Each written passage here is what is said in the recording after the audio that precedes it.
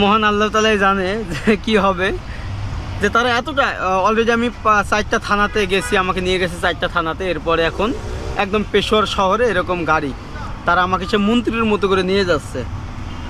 যাক, একদম হোটেলে নিয়ে যাবে। এরপরে প্ল্যান করব, যদি সেরকম সমস্যা হয় আমি পাকিস্তান থেকে চলে যাব। আমাকে সিকিউরিটি দেওয়ার জন্য দেখুন সবাই চলে আসছে। এই যে আসসালামু আলাইকুম, আসসালামু আলাইকুম।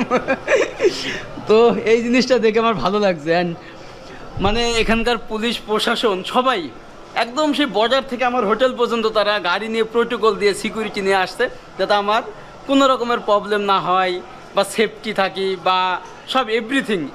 তো এই জিনিসটা আমার ভালো লাগছে ভাই, হয়তো এখানকার কোনো প্রবলেম থাকতে পারে। दुआ करेगा फिर पाकिस्तान में बहुत बांग्लादेश आएगा, बहुत घूमने। ओके, अल्लाह हाफिज, अल्लाह हाफिज। हाँ, कोई प्रॉब्लम